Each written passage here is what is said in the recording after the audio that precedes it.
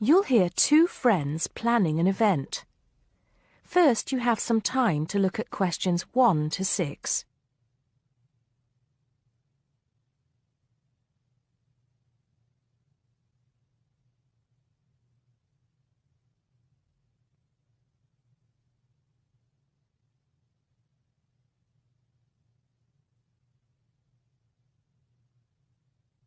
Now we shall begin.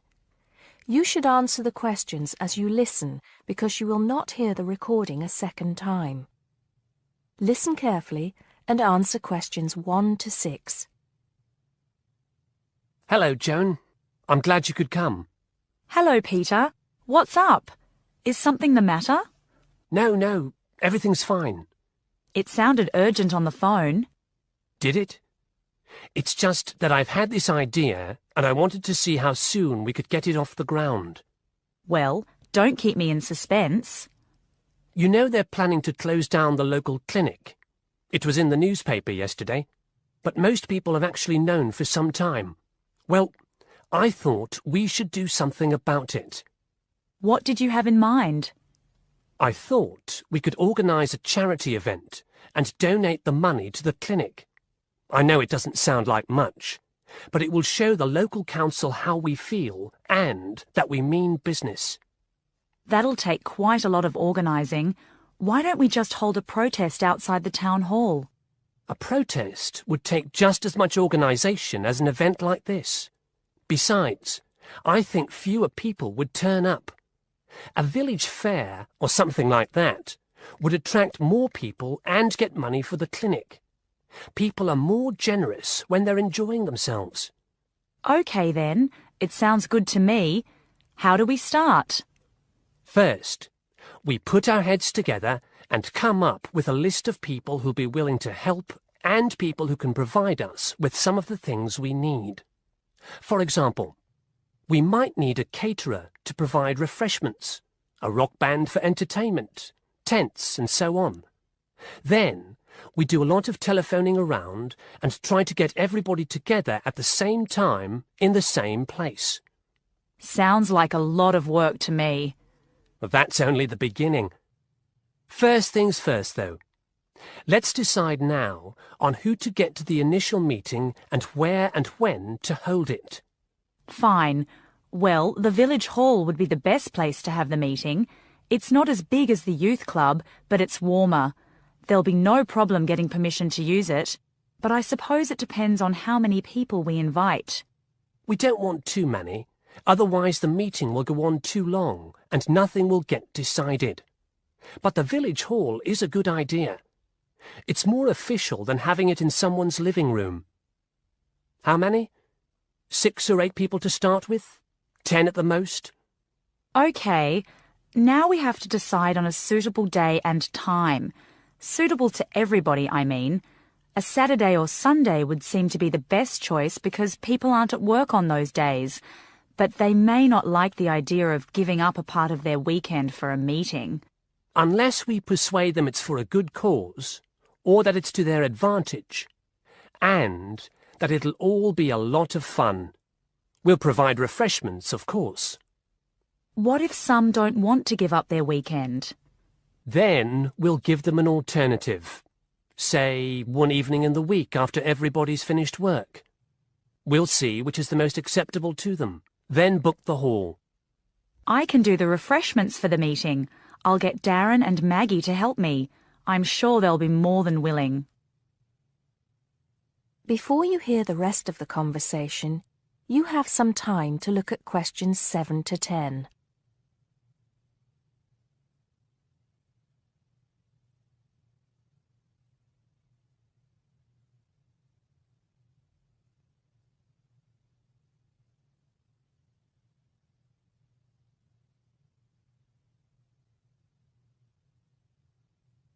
Now listen and answer questions 7 to 10. So, what's next on the agenda? A list of who we want at the meeting. Yes, of course. Obviously, we want someone from the clinic. I think Dr. Perkins would be best. He can tell us exactly what the financial situation is there.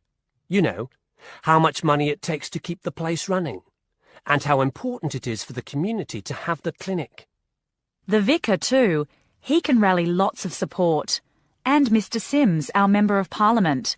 He is very busy, but I think I can persuade him to come, or get his wife to persuade him to come. I see her quite a lot socially. That's great. 2 other people I have in mind are Freddie Smith. The journalist? Yes. Well, he's the editor of the local paper now, and might be useful.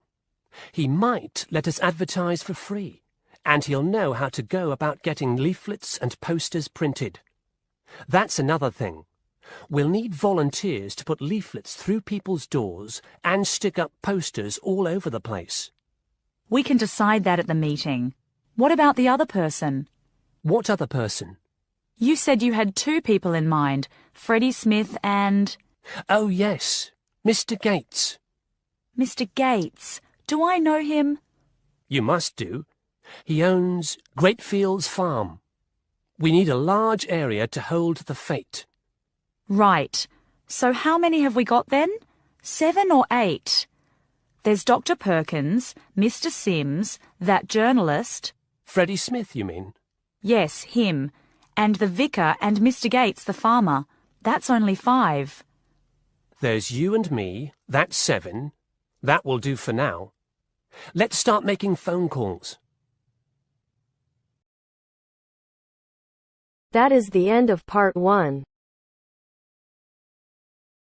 You now have half a minute to check your answers.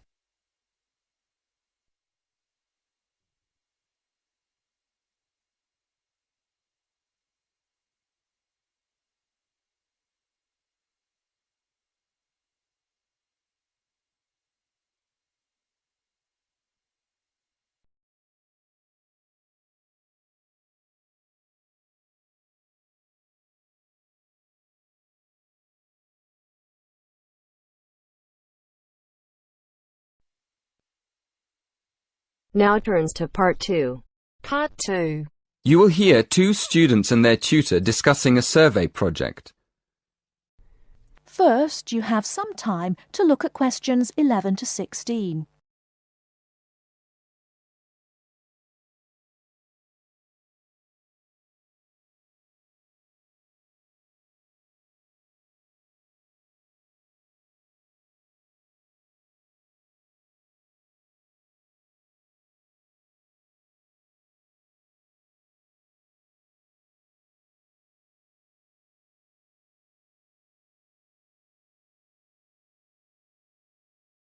Now, listen carefully and answer questions 11 to 16. So, what's the survey about, Tom? It's about where students want to live and how they choose. Basically, their accommodation preferences. We've actually tried it out with a few students already. OK, that sounds fine. So, to start with, how many questions have you got? 20? Is that too many? Yes, it is, really. People get fed up answering lots of questions and they stop thinking about their answers. Right, so we need to think about that again. What do you think of the first 3 questions? You want to know what affects students' choice of accommodation when they go to university? Yes, we want to find out which has the most effect. The cost, the number of rooms in the house or flat, or the distance from campus. And then we asked another question. Oh, yes? What else did you want to find out? Well, we wondered whether public transport was important. You know, not many students have cars, so it might be quite important for them to be near somewhere where they could catch a bus or train. Yeah, that's a good question. Before you ask any more people, I've got a couple of suggestions for improving the questionnaire. First of all, I think you need to ask fewer questions. As I said, 20 is really too many. I'd cut it down to 10 if I were you. Okay, 10 questions only. And is there anything else you think we should do? Well, yes. Some of the questions are actually quite complicated. I think you should make them clearer. I think they should be easier to understand. And what do you think about asking more questions about cost? No, I don't think you need any more about cost, but you could ask a couple more questions about the reasons for students' decisions. So we should ask some more questions with why. Yes, I think you'd get quite a lot more information if you did that. Thank you. Before you hear the rest of the talk, you have some time to look at questions 17 to 20.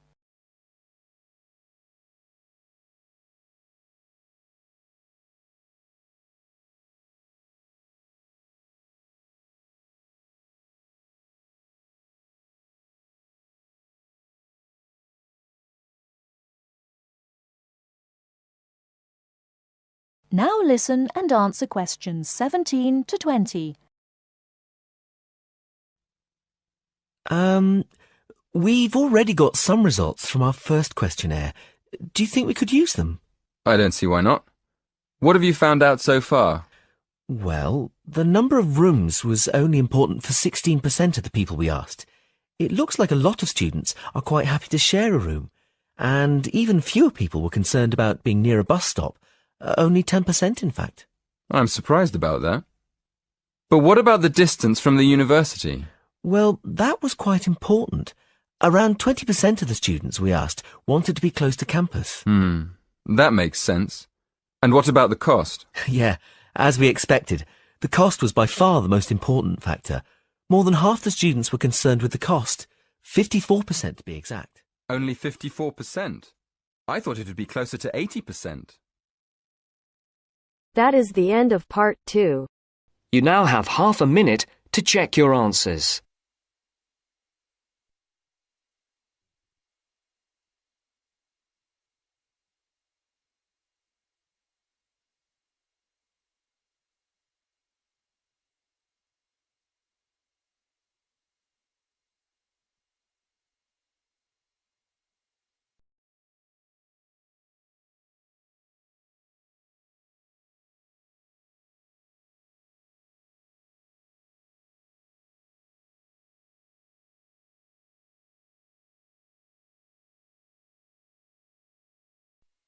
Now turns to part 3. Part 3. You'll hear a lecturer talking to students about America in the 1960s. You have some time to look at questions 21 to 26.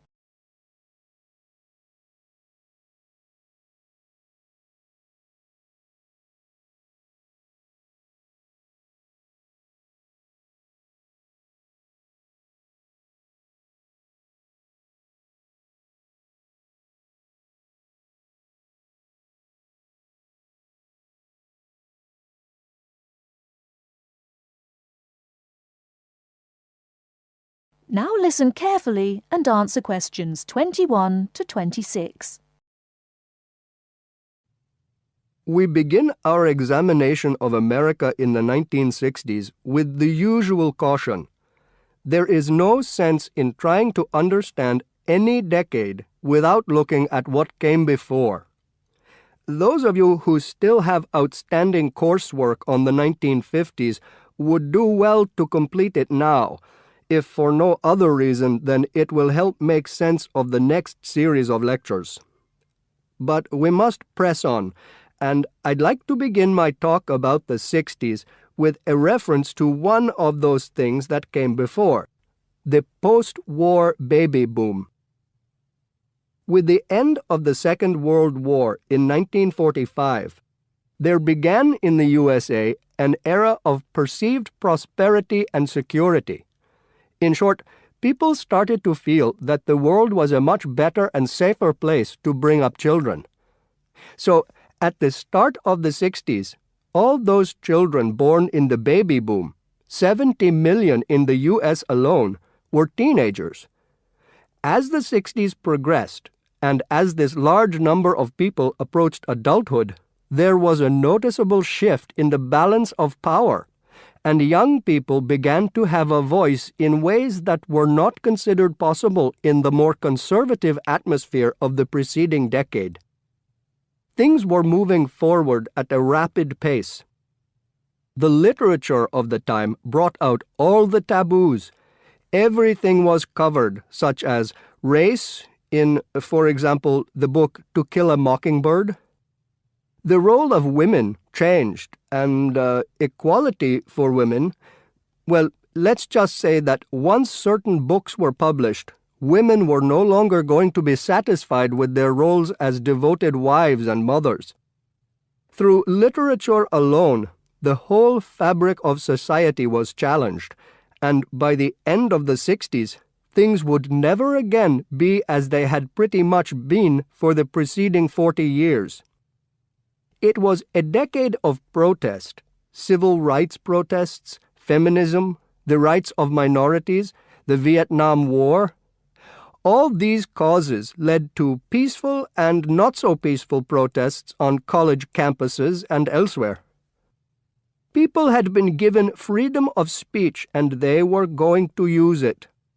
The crime rate rose to 9 times what it was in the 50s, as respect for the old order faded away. But it was also a time of great development. In medicine, the 60s saw the first heart transplant. In technology and the space race, where we saw the first American in orbit and lasers being invented at the start of the decade, and the first man on the moon, and the first primitive internet at the end. Before you hear the rest of the talk, you have some time to look at questions 27 to 30.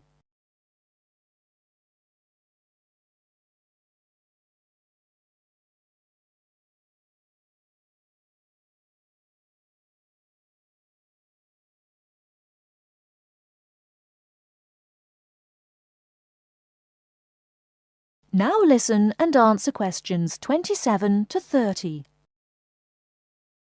None of this, good or bad, might have happened if things in 1962 had gone slightly differently. On October 16th, President John F. Kennedy met with his closest advisors at the White House. They had obtained photographic evidence showing that Cuba was building or installing nuclear weapons. It was widely believed that Cuba was preparing to fire these weapons at cities in the USA. Kennedy was faced with 3 choices: to try to resolve the crisis diplomatically by negotiating with Cuba and the Soviet Union, to take action to block the delivery of more weapons into Cuba, or to attack Cuba, destroying their weapons. Believing that the first option would end in failure and that the third option would lead to war, it was the second option that Kennedy chose. In doing so, he succeeded in preventing the buildup of more missiles. The Soviet Union then withdrew the weapons from Cuba. Most historians agree that if Kennedy had acted differently, the episode would have led to a full-scale nuclear war between the United States and the Soviet Union. Millions would have died, and the world would have been changed beyond recognition. That is the end of part 3. You now have half a minute to check your answers.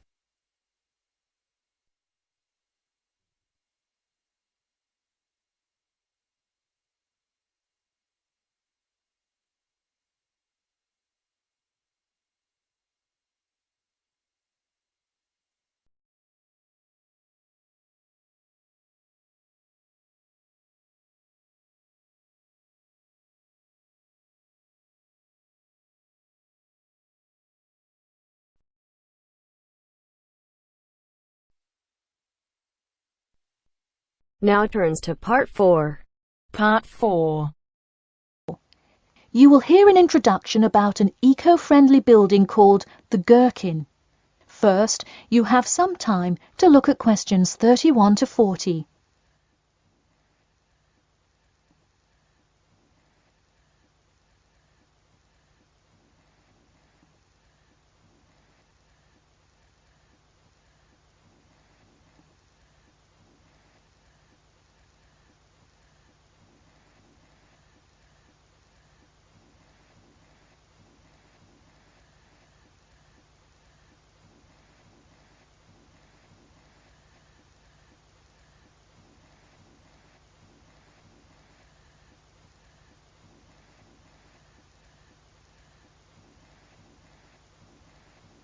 Now, listen carefully and answer questions 31 to 40.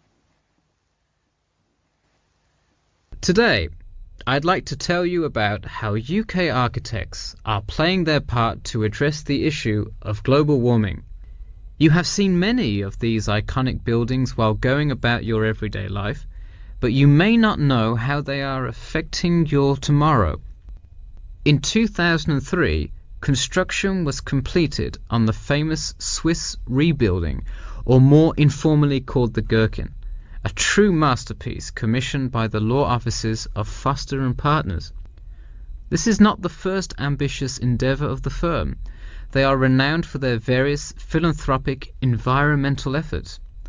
The Gherkin, with its cut-and-edge green initiative and sharp design, is gaining recognition as an icon in modern architecture. You can pick it out of the London skyline by its unorthodox cigar shape. While its appearance is the obvious attribute at which to marvel, there is far more to this building than meets the eye. And let's face it, there's a lot about this building that meets the eye. The building helps reduce the city's carbon footprint in a number of ways. Just a quick note, in case you're not familiar with the term carbon footprint, get used to it. It's a buzzword you'll hear relentlessly to talk about reducing emissions. Think of it as the amount of harmful greenhouse gases that are given off into the environment by a single person, organization, or product. So going back to the Gherkin building, perhaps the most obvious as well as the most significant eco-friendly feature is the glass windows, which allow light to pass through the building, both reducing heating costs and brightening up the workspace. The ingenuity behind the various eco-friendly aspects of the Gherkin has seen its fair share of publicity both from serious and silly sources. In a recent April Fool's Day edition, one e-publication printed a story detailing plans to replace 50% of the current exterior with grass, which would not only make large steps in the name of sustainability, but also give the building the green hue that would truly earn it the nickname of the Gherkin. The only drawback is, as you may have guessed, that this story was an April Fool's Day joke and completely made up.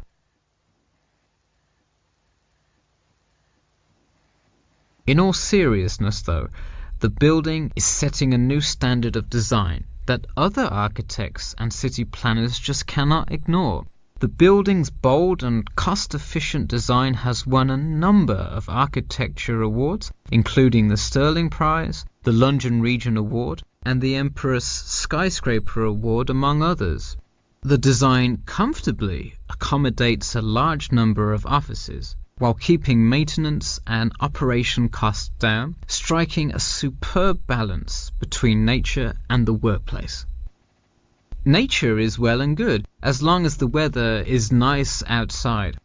Given London's notoriously bad weather, the architects knew they must devise a quality temperature regulation system, and that they did. A special system designed to reduce the building's reliance on air conditioning was devised that cuts consumption in half compared to standard office buildings. There are atria that link each floor vertically to one another, forming spiraling spaces up the entire building. They serve not just as social common spaces, but also act as the building's lungs, distributing clean air from the opening panels in the facade through the entire building. The building isn't all business, though. It has its fair share of fun as well. At the very top, a club room offers a picturesque entertainment spot for company functions, private parties, etc., with a breathtaking panoramic view of the city. The creation of such an innovative structure has many wondering what the future of urban planning and architecture may be. Well, if the other projects currently commissioned by Foster and Partners are any indication, the entire city constructed with similarly eco-friendly buildings is not far in the distance. The Masdar City development aims to create a desert city that produces zero waste and removes as much carbon dioxide from the atmosphere as it puts in. a huge feat in protecting our Earth. The gherkin is a truly impressive feat, yet it is not the only one worth noting. Now to move on to another green initiative, I'll tell you about the Eden Foundation building found in Cornwall. That is the end of part 4. You now have half a minute to check your answers.